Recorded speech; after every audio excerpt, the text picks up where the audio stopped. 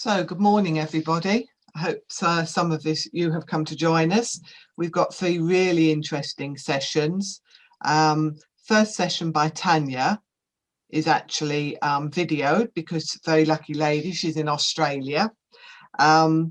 Some of you may just be mopping up after Ask the Expert. I do hope some of you have joined that, and there are more during the course of the day. So please do.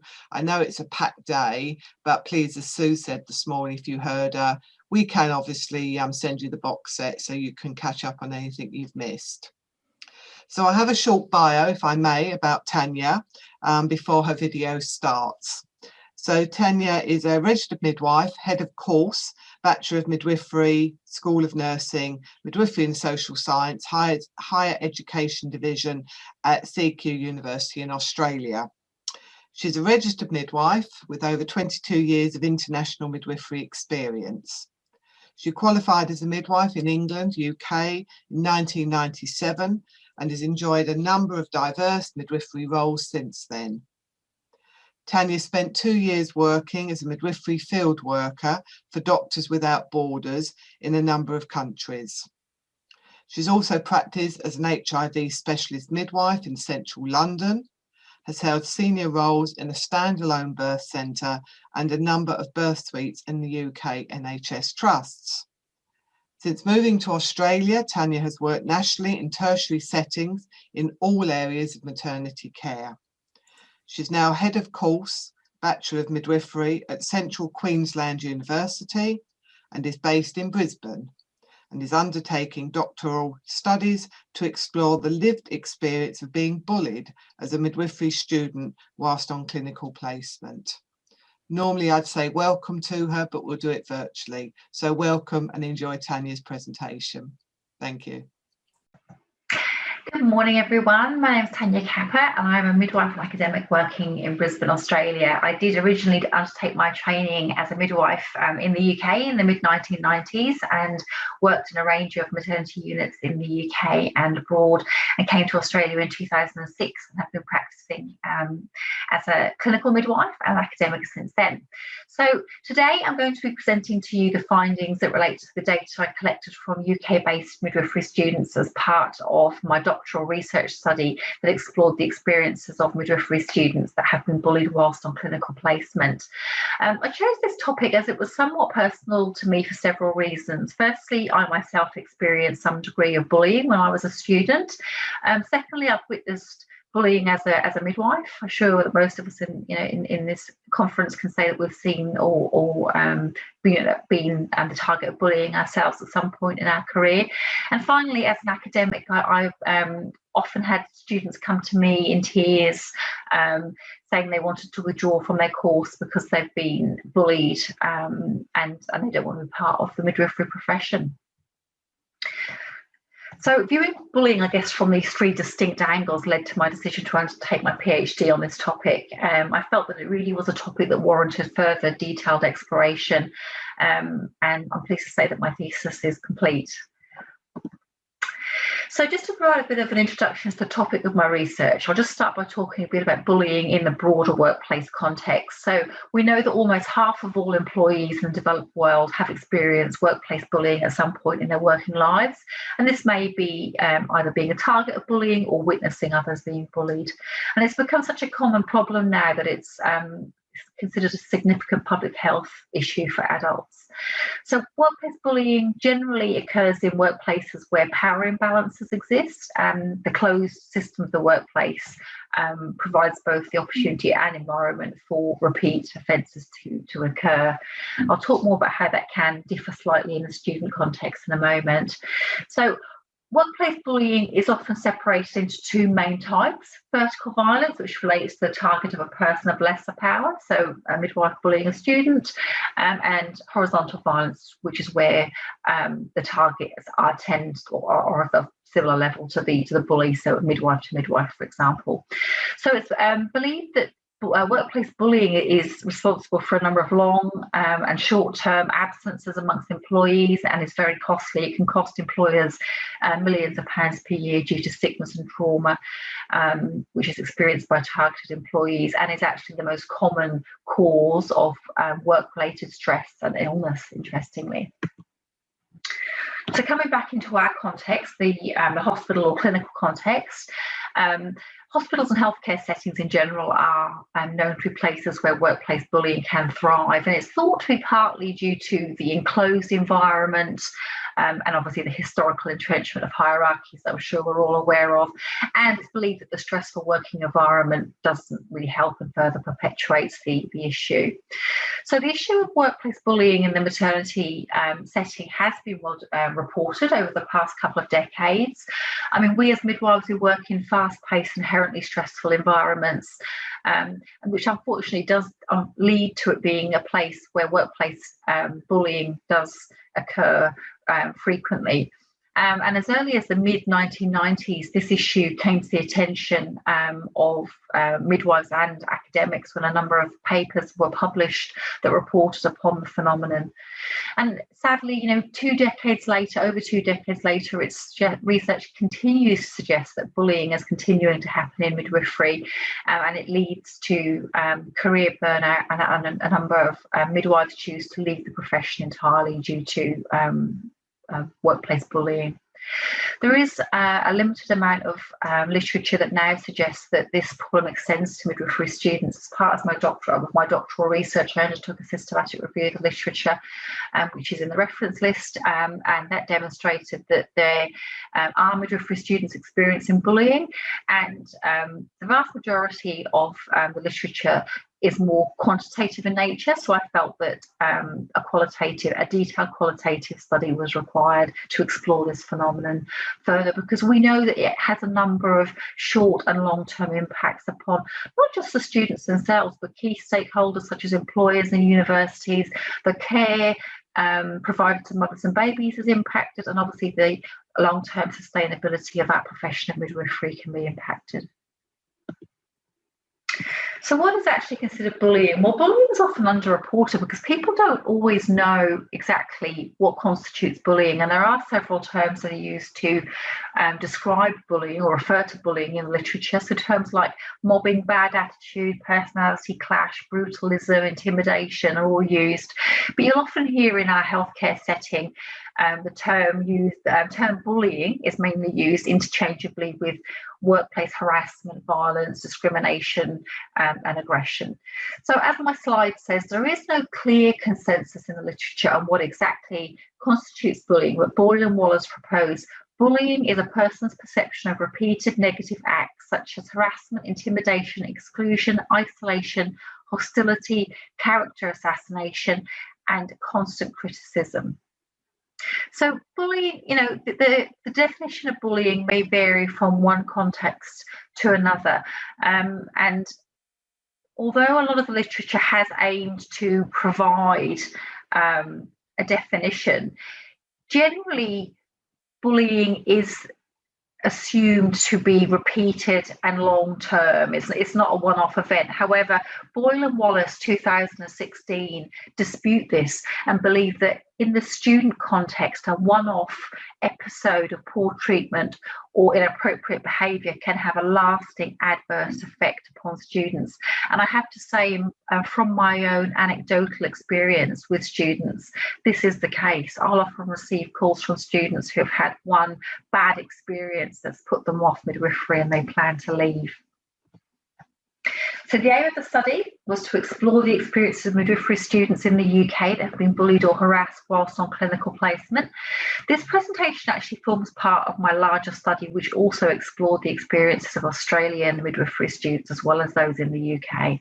So I've just extracted the UK specific data and analysed it for the purpose of this presentation. So before I discuss the methods that I used to undertake the study, I just wanted to talk briefly about some of the challenges that I faced gaining ethical approval to undertake the study due to it being on such a sensitive topic. So I had originally planned to undertake semi-structured interviews with participants, but this did raise some concerns with the University Ethics Committee for a number of reasons. So firstly, I was in the unusual dual position of being both an insider and an outsider. I'd been bullied myself as a student, and I was obviously a midwife, so I was perceived because of that of being in a position of power. And the other important thing to acknowledge is the fact that I, as a midwife, have mandatory reporting requirements. So if I were able to identify a student or a perpetrator or knew of a particularly, adverse incident, I had a mandatory requirement to report that. So the ethics committee deemed that if this study were to be allowed to go ahead, it would need to need to enable the participants to remain anonymous. So the decision was taken that a survey would be developed and it would be delivered via an online anonymous platform, which was really actually quite good because anonymous surveys are really well suited to collecting data on sensitive topics such as bullying. And it did actually enable me to collect some really rich, detailed data. In total, for the whole study, I collected over 100,000 words of data and over 50,000 specifically relating to the UK students. So that's fantastic. So I use the well-known platform SurveyMonkey. And because of having, the ease of access and it being anonymous, I had a lot more participants than I had originally anticipated. I think had I undertaken interviews, I'd expected maybe 10 to 20 participants if I was lucky, and they were happy to participate. I ended up with, over 120 participants in total, 53 of which from the UK. Okay, so a qualitative descriptive approach was selected to undertake the study, and qualitative description is considered appropriate when you're exploring topics that have received little research focus to date. And as I said earlier, systematic review of the literature that I undertook demonstrated that there is very little detailed knowledge out there about the student's experience. And I also wanted to produce new descriptive knowledge that was useful to midwife managers, education providers, policymakers and researchers to assist them with, basically to create a starting point for the development of further knowledge in this area, such as development of solution-focused research with the aim of developing an appropriate needs-based intervention. So as I said, after some adjustment, ethical approval was given to conduct the study. I recruited the participants via 2 Facebook groups. One was for midwifery students and midwives that have experienced bullying, and the second was a group specifically for students to network across the world. So with permission from the group administrators, I placed an advert a total of 5 times over a 6-month period. Participation in the study was entirely voluntary and there was no reward provided for participation. The potential participants were asked 2 screening questions prior to taking part, and the first one was whether they were a midwifery student in the UK and in any part of the UK and working in any type of unit, and the second question was whether they had experienced what they perceived to be bullying whilst they were on clinical placement. If they were able to answer yes to both questions, they then entered the SurveyMonkey page, which stepped them through both an information sheet and a consent form. Due to the sensitive nature of the topic, all participants were provided with contact details for relevant support organisations should they need them. The students were then asked 10 demographic questions and 6 open-ended questions about their experiences. And as I say, around 50,000 words of open-ended data was obtained, which was fantastic. All data was then analysed using Brown and Clark's 6-step process. So there you can see the 6 questions the students were asked. So they were asked to describe what happened, but not to say anything about who the person was or where they were. They were asked how bullying had impacted them. They were asked if they had considered withdrawing from their program or reconsidering their career choice. They were asked if they felt the organisation had fostered the incident. They were asked if they felt the organisation could do anything to change what was happening, and finally they were asked if they had previously reported any experiences of bullying, and if not, why not. So just quickly, the demographics of the participants. So I had 53 UK-based students, 51 were female, 2 were male, 5 were already registered nurses, 48 were direct entry. They were aged between 18 and over 50. The students were placed in very small units that conducted 1 to 50 births a year, right through to large consultant-led units that had over 5,000 births per year. They were at various stages of their training, ranging from the very first quarter of their course right through to the final quarter. The vast majority said that English was their first language, and 50 spoke English at home, and 3 said they spoke German, Arabic, and Czech at home. So just to provide some context, I've just included this slide. This provides a summary of some of the types of bullying that the students that took part in the study had described to me. So they frequently spoke of being yelled or shouted at, sworn at, and even threatened. They were humiliated and laughed and joked about, particularly in front of other staff, students, or birthing people. The students also talked about being left out and ostracised. They were excluded from handover meetings. They weren't given meal breaks, or they were just completely ignored. The students spoke of being failed or given poor grades by midwives that they perceived didn't like them, whilst others spoke of being denied the opportunity to care for labour and birthing people, and were given mundane tasks to undertake instead, such as photocopying, making beds, tidying up the cupboards. The students also felt that some midwives abused their position of power by refusing to sign their student books at the end of the shift, or by throwing items of equipment on the floor and demanding they pick it up. One student actually spoke of receiving online threats and abusive messages through social media, and a couple of students, 3 students, spoke of actually being physically touched by midwives, had their hands slapped away, or they were shoved out of the way for one reason or another. So the 5 main themes that I found through thematically analysing the data collected as part of the study were dysfunctional student practice supervisor relationship, physical and emotional effects, it's the culture, impacts upon learning and clinical confidence, moving forward. And due to time constraints, I'll now provide you with a brief overview of the themes supported by the student quotes. At the end of the presentation, there is a list of references and also further reading, which will provide you with the references for some of the papers that I have published out of this research, which will provide you with more details of the findings. So the first theme relates to the student practice supervisor relationship, and how on occasions that was somewhat dysfunctional. And they spoke about the mentor or the practice supervisor as being the most common perpetrator of bullying towards them. For example, Angela shared, the mentors are the worst. A good few have made fun of me in front of other staff. They refuse to answer my questions and expect me to know stuff I haven't studied yet. The students also felt that the midwives were in somewhat, I guess, of a dual role, they had 2 distinct roles, and at times they were quite contradictory.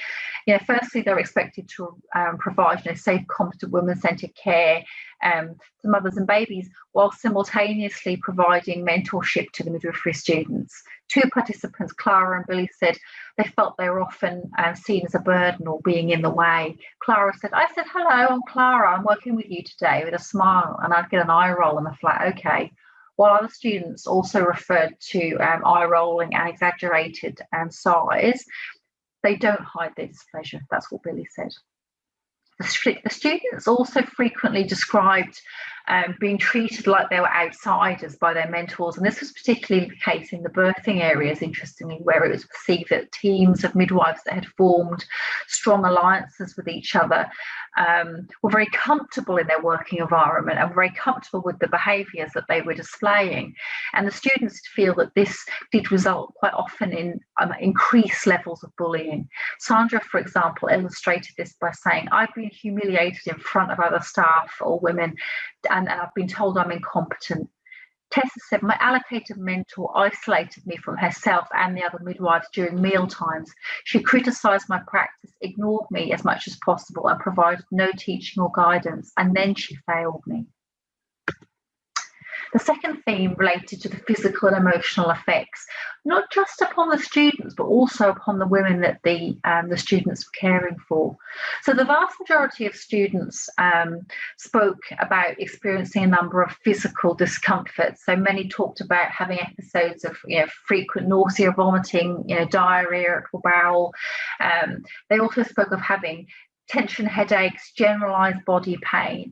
Asha, for example, described how she was physically sick daily. "Still makes me shake just thinking of how they made me feel. It's affected my whole family." Many of the students who specifically stated that they had had no previous history of mental health issues said that being bullied on placement had led to them developing them. So anxiety, depression, and particularly concerningly suicidal thoughts were reported. A significant number of students had sought the support of their GP, a counsellor or a psychiatrist about their mental health issues. And Jaya said, "I've been signed off with anxiety and at present I'm unable to return to my degree." Janelle said, "I've lost all confidence in my practice." Keith said, "I was suicidal at times." So in addition to the effects that bullying had on the students themselves, the students also felt that it had impacted the women that they were caring for. The students described situations where the women had verbally expressed to them anger about how they were being treated. Claudia stated, "One woman I was caring for said that I shouldn't let her speak to me like that." And it was also perceived that parents felt some sense of humiliation and embarrassment on occasions, particularly when they were being used as props for bullying and drawn into the scenario. Sheena said the parents looked away, looked awkward and embarrassed and turned away. The other thing that I thought was particularly sad was the students felt that the women lost their sense of trust and confidence in the students' ability to care for them safely, particularly when their practice was being challenged or mocked. Janie illustrated this by saying, "The midwife embarrassed me and said I was doing things wrong. The woman looked at me anxiously. We'd previously built a great rapport, so it was a real shame." The third theme related to the culture of the maternity unit and how it was appearing to the students to be somewhat supportive of bullying behaviours and was just an inherent part of being a midwife. So this culture of acceptance, the students perceived, allowed this cycle of bullying to continue. So around 70% of the participants in my study referred to bullying happening in front of others. So these were often other midwives, doctors, students, or birthing people and their families. And frequently the bullies would draw others in to participate in the bullying. And this was demonstrated by M, who said, "It started off with one person bullying me. I had to report them as they humiliated me in front of all other staff and women. But as the bullies were all close friends, things got worse and they all joined in." The students also frequently spoke of the established hierarchy in midwifery and how those at the top who were known to be bullies were feared most. Kat said there's one team leader who bullies everyone. Everyone is scared of her. Everyone fears being her next victim and goes along with her demands. Keeping their heads down was frequently mentioned. Midwives would often ignore or brush under the carpet bullying behaviours. Carla said everyone stood, watched and said nothing as she screamed crazily at me for standing in front of the handover board. Not one midwife said a word, they all looked at the ground. And finally, it was perceived that many of the bullies had been doing bullying students for years or maybe their entire career and had been getting away with it. So they perceived themselves as being somewhat untouchable. Erica said, "Why would they stop bullying students? They don't get into trouble. We report them, nothing happens. They carry on behaving badly and that sends a message that bullying is okay." So theme 4 talks about the impact that bullying has on learning and clinical confidence and also development of skills. So many students spoke of how their confidence levels had been adversely impacted, and it really set them back and made them feel unsure about their preparedness for practice. Dana said, "I've lost all confidence in my practice. I can't sleep. I feel physically sick at the prospect of placement. I feel so on edge, scared I'll make a silly mistake." Many students also talked about how their development of skills and knowledge were adversely impacted. Callie said, "I question everything. I'm worried I'm doing something wrong and my knowledge is lacking. This only happens when I'm with certain mentors though." So being the victim of or witnessing bullying obviously impacts the professional attitude of students and leads to them being or becoming socialised, I guess, into a culture that is accepting of bullying behaviour. Claire said, "Bullying is just part of midwifery. You just got to accept that." Furthermore, David said, "You see some of the senior students starting to take on some of the behaviours, eat or get eaten."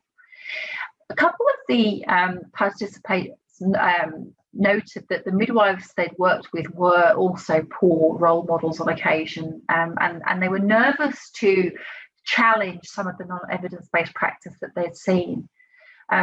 Antonia said, "Some of the things I've seen midwives do, not safe for mother or baby, but I've never dared challenge them or tell anyone what I've seen." The students really enjoyed working, in continuity models and felt that, that on occasions those relationships that they developed with women have been devalued or interrupted because of bullying behaviours. The students spoke of being removed from birthing rooms to undertake mundane tasks, meaning that they missed the birth. This was particularly upsetting for them when they had developed a strong relationship with a woman. Paisley, one of the students, talked about a woman she'd been caring for 8 hours, was fully dilated and pushing, and a midwife who had been reading to me in the past called me out of the room to make beds. The woman voiced her upset with this, but was ignored. And finally, bullying leads to attrition, not just from the course, but also from the profession. So a number of students that participated said that they had no plans to practice as midwives upon registration. Glenda said, "I've begun to look for other careers, so I don't want to work once qualified. I always dread what they'd be saying about me behind my back." So the final theme was moving forward, and it talked about really how students manage the bullying experience, and they realised very quickly they had to make a decision. So a number of students felt that reporting bullying was simply not an option. It replaced them in jeopardy of being failed, the bullying getting worse, or they wouldn't get a job upon qualification. So they felt the best thing was just to keep their head down, keep quiet and comply. Jade said, "I was determined to get through and just keep my head below the parapet, despite seeing and hearing things I thought were wholly inappropriate and unprofessional."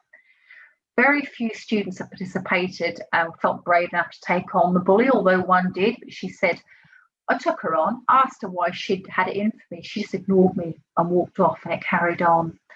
A few of the students had put in complaints to the ward manager about being bullied, and one did say that it had improved things, but others said that it changed nothing for them, and in fact it got worse. Beth said, "I put in a complaint to the manager, never again. It got worse when the bully told others I'd done it, and they all started giving me the cold shoulder. I was labelled as a troublemaker."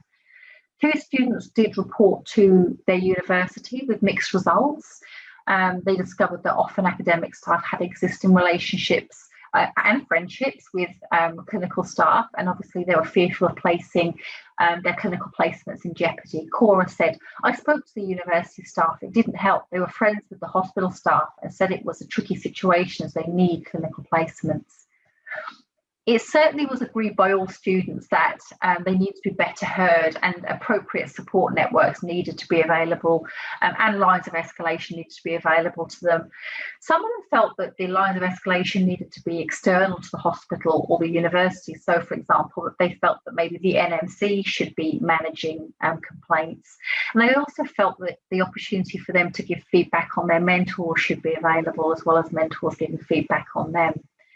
Jemima said these bullies need to be answerable to the NMC, and managers should discipline them better if feedback on one particular mentor is consistently bad. So just to bring everything together, so the main sort of conclusions and implications for practice are that, workplace, a culture that is accepting of bullying behaviour enables this bullying cycle to continue. Clinical facilities and universities clearly have key roles to play in managing bullying of students. There does need to be clear pathways for students to escalate and have their complaints heard, and these need to be developed quickly and consistently utilised and appropriately actioned. Bullying, we know can clearly adversely impact the quality of graduates and their preparedness for practice. And it's clear that, socialisation into a culture that is accepting of bullying behaviours can lead to early burnout, and that subsequently leads to attrition and jeopardises the future sustainability of our profession. So thank you all so much for listening to me. I hope you've enjoyed the presentation. There are references here which I've been told you will have made available to you, and there are a further 2 references that relate to this particular study. So thank you all again, and I hope you enjoy the rest of the conference. Thank you very much. Bye. Thank you very much, Tanya.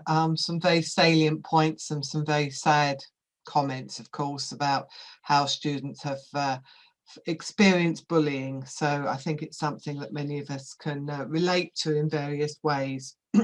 I did just make a couple of reminders. I know there were no questions that came up on the chat line, but please do send them in. We will pass them on to Tanya so that she has an opportunity to be able to answer those.